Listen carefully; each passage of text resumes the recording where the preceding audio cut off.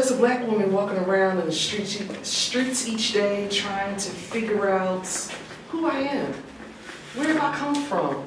I thought I was this black powered sister who knew where she was and where she was going, until I realized that I wasn't as free as I thought I was supposed to be. So then I had to figure out, where is life taking me? What is this thing? And then I learned about Juneteenth.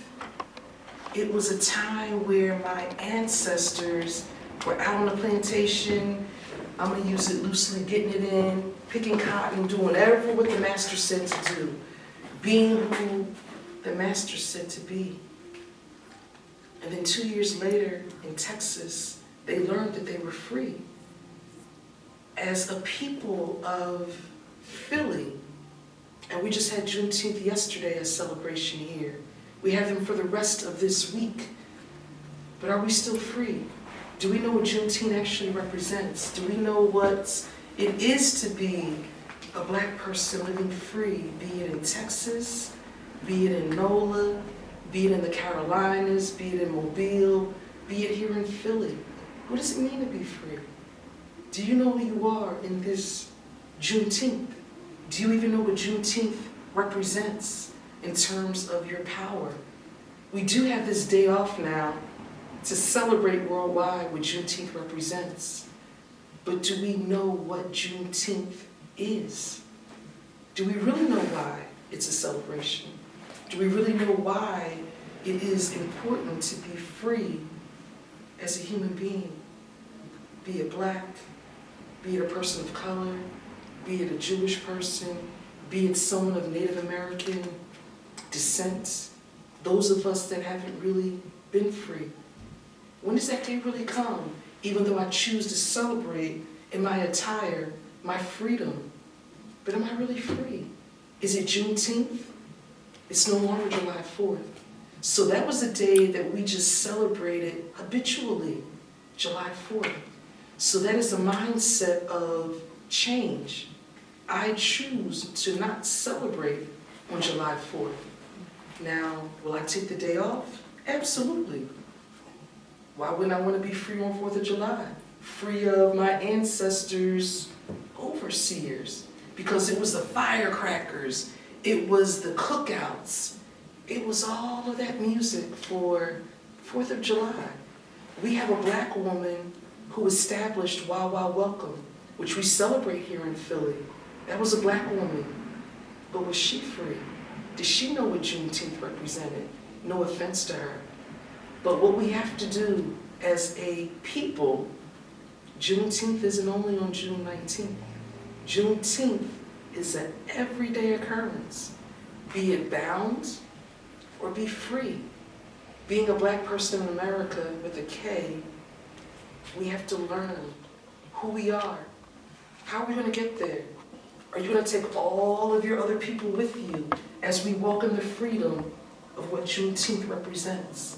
Are we going to continue to walk in the slavery of July 4th and what we thought was our Freedom Day for many decades, many centuries, many eons? So as we continue on our new bounds of June 19th, a national holiday of being free in America, in a word called Juneteenth. So let's continue to uplift who we are individually so we can come together collectively to begin to establish what it is to be free. What does that look like for you? Are you free? Or are you still shackled to those that you consider to be your bosses at the job, your landlords where you live, those people on the street that look down upon you because of your colored skin? I can imagine what it's like not to be free. I can never imagine what it was like to be enslaved. But on this Juneteenth celebration week that we're doing, let's try to show who we are in our freedom. Speak out, speak up, tell the world who you are. It's okay to say no. It's okay to say I'm not going to do that any longer. You may suffer a little bit, but that's what freedom is about. Suffrage is what allows us to have the sacrifice in order to be free.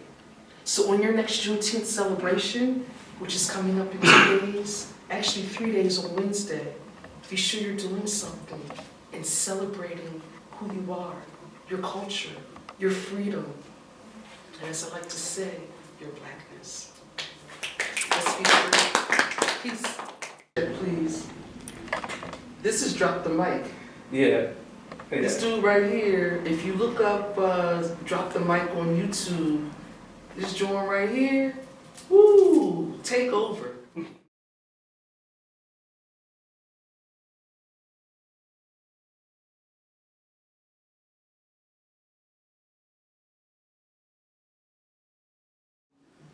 I'm often thinking about how, like, through therapy, I feel as though not only am I able to be my more present person, but I have just learned how to cry, which sounds like something that everybody should be able to do, because we've all been children that just cried over and just like wanted to be fed.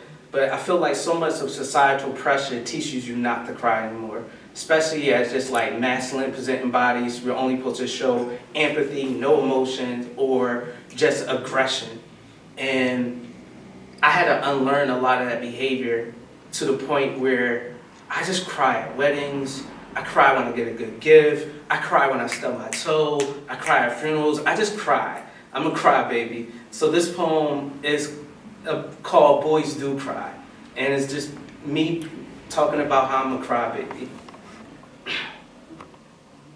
Have you ever hugged someone so tightly and held them for so long you feel as though they are creating a force field around you to allow no harm to come in? But then you wonder, what is protecting them? This is something I think about every time I think about how my face used to be deserted of emotions like a desert, but at any given moment it can become a rainy monsoon nowadays. I remember the first time someone caught me crying. They grabbed me by my chin and said, "Why all the tears? Won't you allow that to boil up inside of you and become your burning passion?"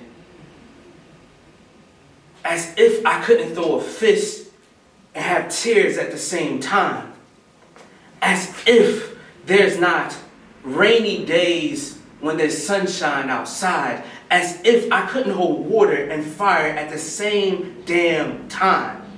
But I was too much in my feelings to articulate this. But I wanted to tell them that boys do cry. They grow up to be men so full of tears they can resolve droughts from far and near, and they just want to be well.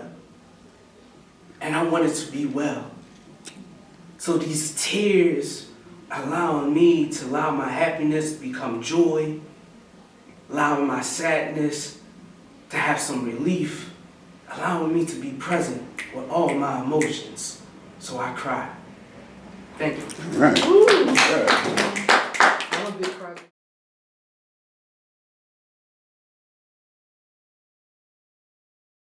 I consider him my best friend. And then in a moment of distress when he was getting locked up, I realized, damn, I really love him and I never told him that I loved him. And it felt like that moment in retrospect, we were like, yo, this is my soulmate. We had such an understanding. We had so much care for each other. So this poem is about that. It's called Irregular Heartbeat.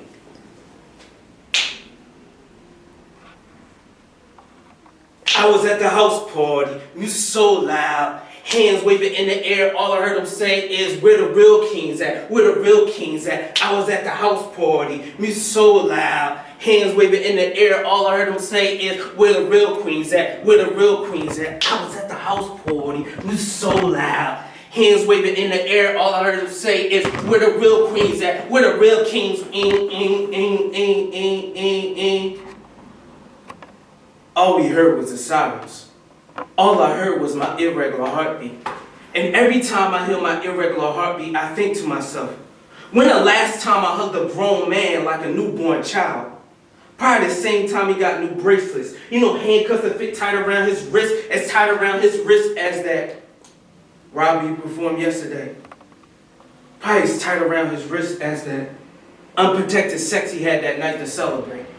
But tell me, When do we ever feel safe? Because there's no vault for our emotions, so we be feeling like, no one be feeling like, man, no one be feeling like us. So we always feel alone, but never alone. And all we want to do is feel like the hero. You know, save ourselves and a few others, because that's the irony right there. Because everybody's birthed with a superpower, you know, alien to this world, flying high, because he's above it all, to avoid his space, listening to all the world problems, thinking all the world problems is his, and his problems is the world. Well, that's the worldview of most people. That rather hide their smiles and a frown. And the same places where they greet haters with middle fingers. And the same places where they have their arms as open as 7-Elevens to embrace who you are. And the same places where they give their hearts out like organ donors. Just to show how much they love you. And I know he's thinking about this in the backseat of a cop car, thinking about how yesterday he was going to cop a car just to show people how driven he is, how he's looking at everyone in the street corners feeling like the inner row. Every single street corner looked like the inner row. We became boys to men from the inner row. Why does this feel like the inner row? Cop turned back to say, shut up, boy. This is the inner row. And all I can hear is in my irregular heartbeat. And every time I hear my irregular heartbeat, I think to myself, when the last time I hugged a grown man like a newborn child, 10 seconds before he got in that cop car? I rushed over to him, hugged him from behind as he was handcuffed. As they shoved his head in the backseat of that car, I whispered in his ear, I love you. Cops pushed me off, and I screamed at him, I really mean it, man. I love you. Thank you.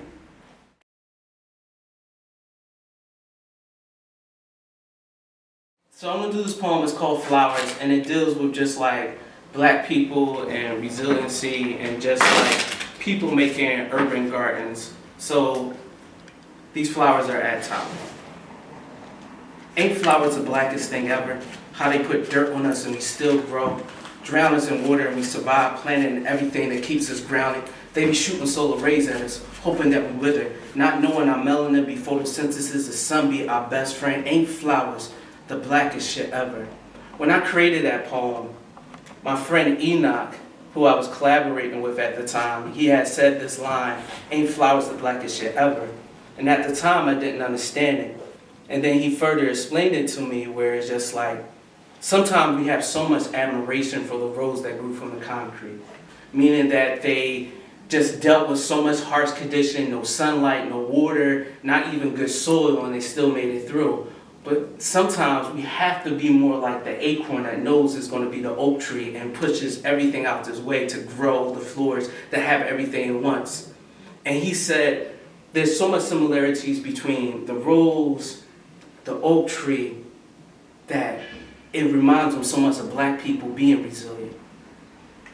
This trick in particular is about pushing everything out the way when you're not even put in position to be at the top of everything, where you'll see all the flowers are now at the top of each one of the piles. Thank you. All right. I've been doing poetry for a long time, and one of the things that I really love is how poetry gets me in conversations with people that I wouldn't have otherwise, has allowed me to go further than my feet could ever travel by themselves. I am grateful that poetry has put me in conversations with my therapist in ways that maybe I wouldn't have if I wasn't regularly talking and having conversations about my feelings. One of my therapists has said to me, Lindo, a lot of your poetry comes out of you struggling or fighting for the things you want, but do you truly know what you want? Do you truly know to have everything that you need and not have to put up a fight for it? And what do those moments look like? Because maybe you're not receiving those moments and appreciating them enough. And I sat with that shit because that made me feel like I was being read. And I didn't know how to respond to that. And I sat with that question for about a year. And I thought about, what do I need? What do I want? And in that year, I read this book called All About Love by Bell Hooks. In the first chapter of the book, she talks about how love has no abuse in it. It just is. And somehow, the model of love sometimes for us is tough love, which has a form of abuse in it. And I sat with that for a minute, and then I thought about what I needed. And this poem is called Tough Love.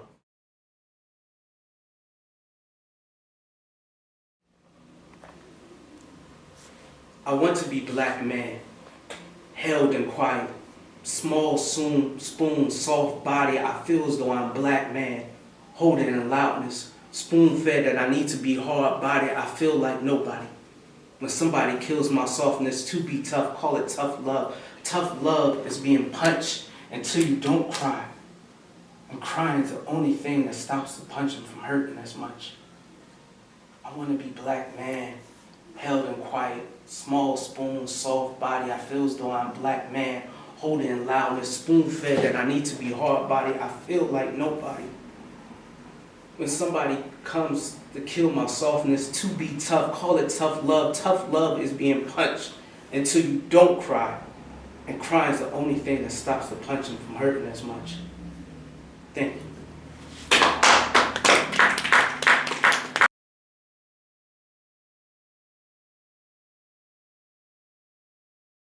I want to do a poem that deals a lot with just imagination. I was imagining Cupid as this North Philadelphian who just went around with a gun to just revenge people in heartbreak. And this is a poem of Cupid just being a person from North Philadelphia that is dealing with people that are in heartbreak. And this poem is called Cupid G. Bang! Bang! Shots out my window, and all I heard was bang!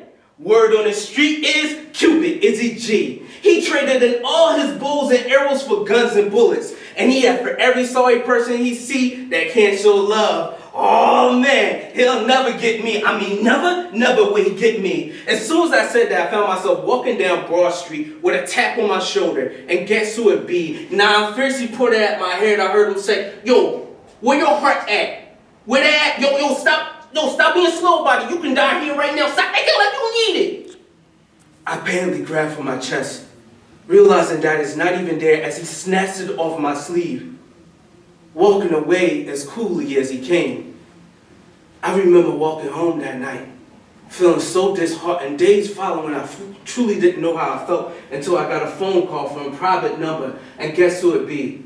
Yo, do you want your heart back, huh? Do you want your heart back or not? Yo, speak up. Yo, I can't hear you. Do you want your heart back or not? Yeah. Then you gotta pay for it. Yeah, that's right. I'm holding it for ransom.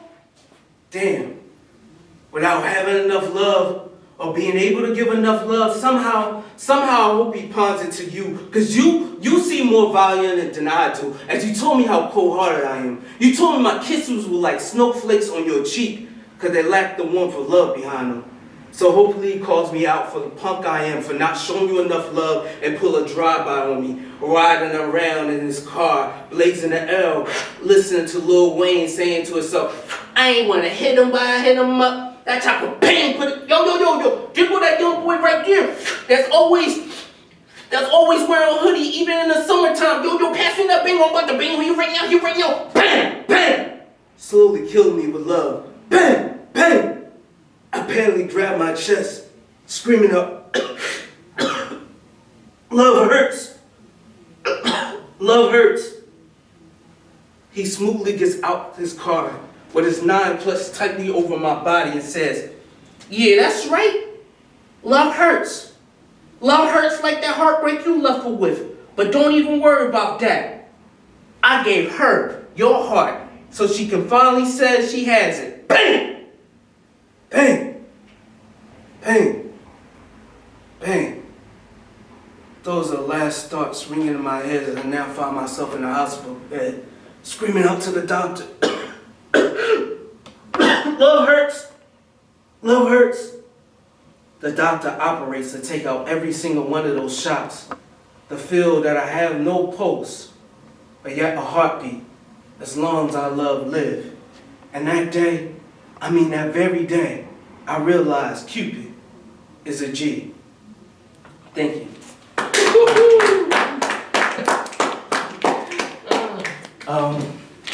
Thank y'all so much for coming out. It's Father's Day. There's a lot of things going on. You can choose any place to be, but I chose to be here. Yeah. I'm grateful for it.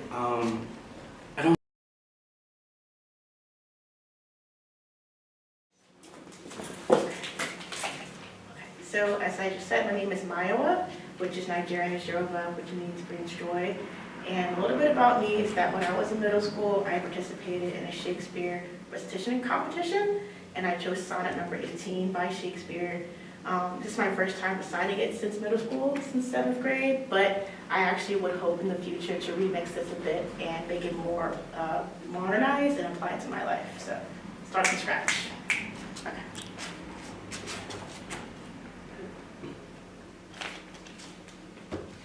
Shall I compare thee to a summer's day? Thou art more lovely and more temperate. Rough winds do shake the darling buds of May, and summer's lease has all too short a date. Sometimes too hot the eye of heaven shines, and often is its gold complexion dimmed, but every fair from fair sometimes declines by chance, or nature's changing course and trimmed. But thy eternal summer shall not fade, nor lose possession of that fair thou owest. Nor shall death brag thou wanderest in the shade, because eternal lines the time thou growest. So, as long as men can breathe, or eyes can see, so long lives this, and this gives life to me. And that's it.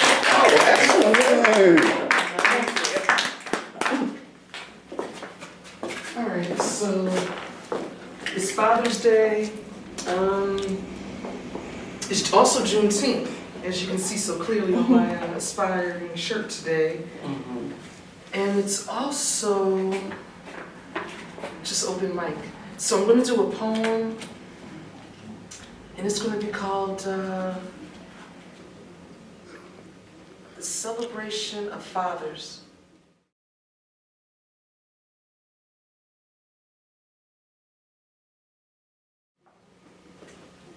So as we celebrate Father's Day today, be it a good father, be it a bad father, be it a father that you desired to have that you just didn't get a chance to touch, that father's love of the man that came together with your mother, however it did, and you were created, and you became, and he became a father. So the fathers that we have, the ones we love, the ones we dislike, some people actually hate their fathers. Some people don't even know who their fathers are, which actually develops a sense of loss, uncertainty. Where do I go? Who am I? How do I taste? And then I look just like him. The somewhat curse of maybe the mother and the father and not being able to get along, the wars of relationships. And then we have this love of the honoring our mother and our father. That's in the Word. That's what God says to do. So then we have to go back and we have to turn and look and say and start to believe that it has nothing to do with my father. Although I may know him, I may not know him, I may love him, I may not. It really doesn't matter. It is the love of people, the love of this man, the love of the man, the so many men that we have that we call fathers. As we have some men that never bore children, that are father-like to us. So as we continue to look up to the black man, some may look down on the black man. Some may look around and don't even see that there's a black man that's even standing in the pivot of their walk. Ralph Ellison, he told us about the invisible man. Who is the black man on this Father's Day that has yet to be respected, has yet to be uplifted, has yet to get his 40 acres and a mule so that he can support me, he can send me, he can do for me, he can carry me. I can be a product of my father. But do I know who he is? Does he love me? Does he know who I am? Is there a relationship? I think that is the challenge that a lot of black women have, black girls, black men, little boys of black color. Who is your dad? Who do you celebrate? There's this other slogan that comes out. I get text messages saying Happy Father's Day, and I had to let it be known. I'm not a man. I don't celebrate Father's Day. I'm a mom. That's my piece. That's what I celebrate. But the reality of it is, Father's Day, as my pastor said this morning, there are no real reservations at restaurants on Father's Day. There's an open seat, an open table at every Father's Day. The prices stay the same because the men have yet to be elevated. What does father look like for you? Are you a father? Do you celebrate Father's Day? I just pray that the love of your father is what you exude, what you share, what you give, and what you forgive. Forgiveness of father on Father's Day is what a lot of us need to do, including myself.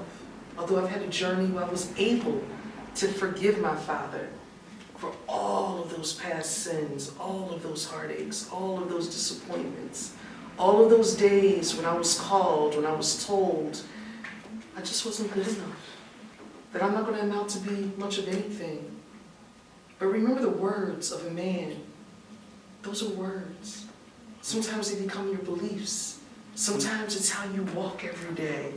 Sometimes it's how you sleep in your lack of peace because of those words. So on this glorious day of Father's Day, as we are here today celebrating nationwide, let's begin to forgive those black men that may not have left a positive role in being a father in your life, in my life, in the life of others.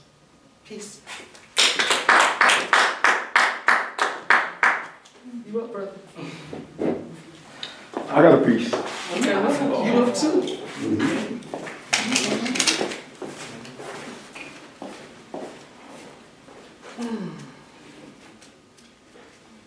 So how you doing? Good. You caught the 23? That's an awesome shirt. No, I took Uber. Oh, yeah.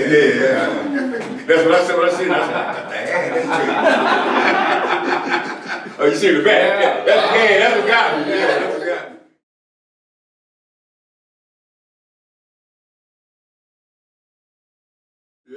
Yes. So happy Father's Day. Happy to all the Father's fathers Day. out there.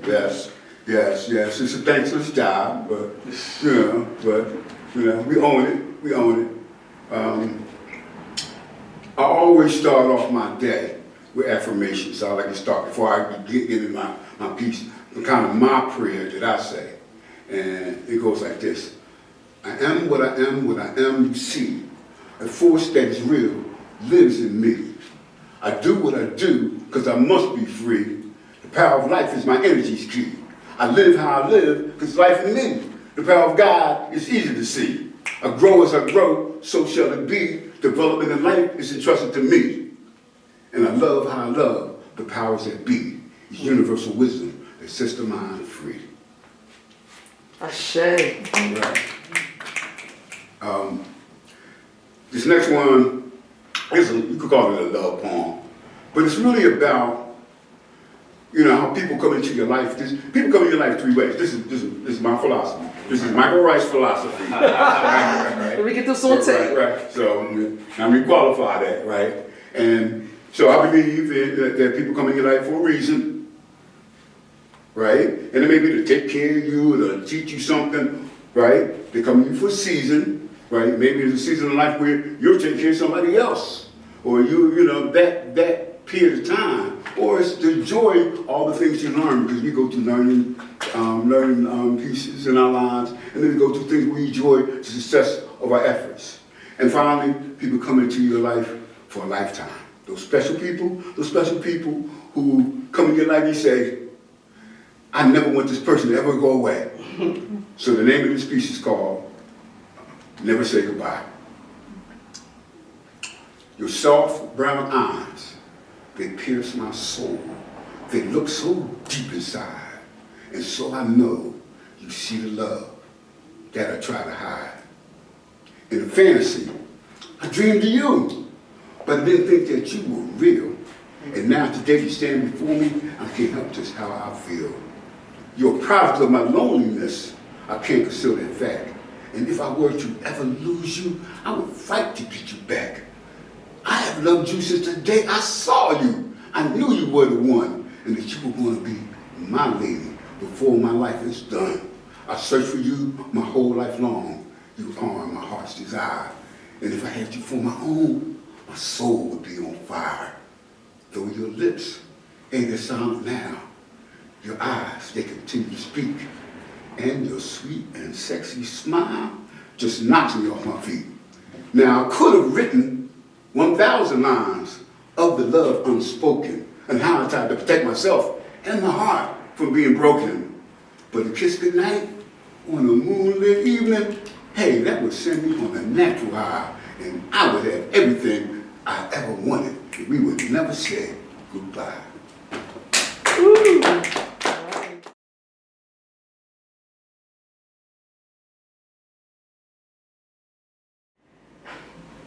I am learning to reconnect with the spontaneous courage of childhood.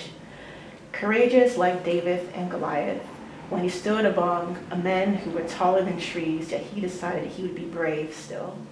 Courageous like Humpty Dumpty, when he would fall down and get back up again until he could longer be put together. Courageous like the voice of my mother when she tells me I came here for a reason so that you could live out my wildest dreams.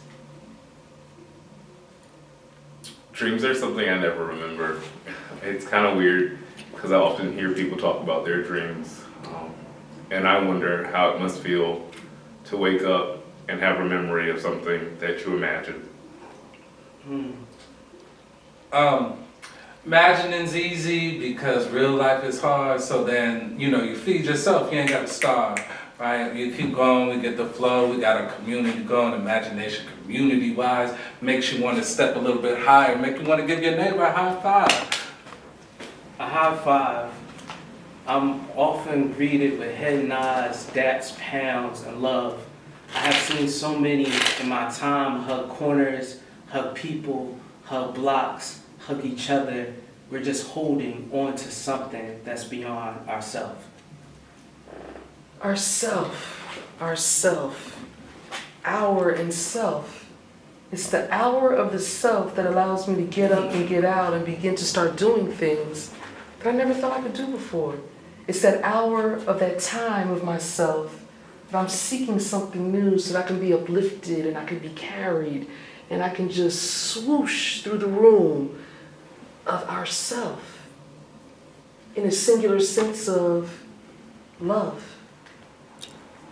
Love, wow, love, that's an expectation, like a declaration, an expectation that you are going to do and be something in someone's life, yet can you live up to that expectation? Expectation. Waiting on the moment where your soul decides to rise above the flames which threaten to burn it down. Down to the ground just like your heart fell when you first experienced your first heartbreak. And this heartbreak broke you open, not beyond prepared, but beyond delusion. You're awakened anew. I think we should end right there. That's dope. I like that idea. Yes. You're welcome. You're welcome.